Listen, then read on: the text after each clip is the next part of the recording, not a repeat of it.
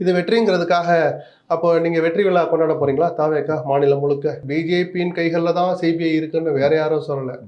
விஜயே சொன்னவர் தான் 3 மாசம் முன்னாடி வரைக்கும் அந்த அஜித்குமார் விஷயத்துக்காக நடந்த போராட்டத்தப்போ விஜயும் சொன்ன வார்த்தை தான். சிபிஐக்கு தள்ளுறாங்கன்னாலே அது 4, 5 வருஷம் கடத்துறதுக்கான ஒரு வாய்ப்பு தான். இதே ஆதவ் அர்ஜுனா இந்த 5 வழக்குகளில் ஒரு வழக்கின் பெட்டிஷனரா இருக்கிறாரு.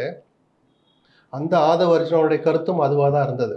எல்லாம் அரசியல்வாதிகளுடைய பேச்சு. விஜய் ஒன்றும் நடிகர் விஜய் எல்லாம் மாறி ரொம்ப நாள் ஆச்சு. இப்போ அவரும் அரசியல்வாதிங்கிற போது தங்களுக்கு எது வசதியோ அதைத்தான் யாருமே செய்வாங்க. விஜயும் அதுக்கு விதிவிலக்கல்ல, தாவேக்காவும் விதிவிலக்கல்ல. ஸோ அத்தனை அரசியல் ரீதியான சந்தேகங்கள், எதிர்பார்ப்புகளை தள்ளி வச்சுட்டு குறைஞ்சபட்சம் நியாயமா நடக்கும் பிஜேபியின் நிர்வாகத்தின் கீழ் இருந்தால் கூட அப்படின்றத எது கொடுத்துருக்குன்னா, அந்த சிபிஐ நடத்த போகிற விசாரணையை ஓய்வு பெற்ற உச்சநீதிமன்ற நீதிபதி ஒருவர் தலைமையிலான குழு கண்காணிக்கணும்னு சொல்லியிருக்காங்க.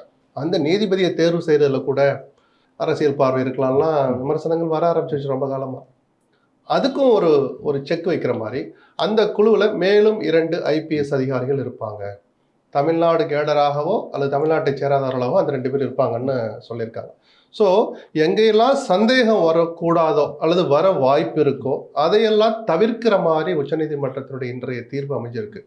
இது தாவேகா தரப்புக்கு கிடைச்ச வெற்றி, திமுக கிடைச்ச தோல்வி அப்படின்லாம் நான் பார்க்க விரும்பல. அது அதுக்கான விஷயமும் அல்ல. இது வெற்றிங்கிறதுக்காக அப்போ நீங்க வெற்றி விழா கொண்டாட போறீங்களா? தாவேகா மாநிலம் முழுக்க அதை நடத்துவீங்களா? இல்லை கரூருக்கு போய் அந்த நிதி உதவியை கொடுப்பீங்களா?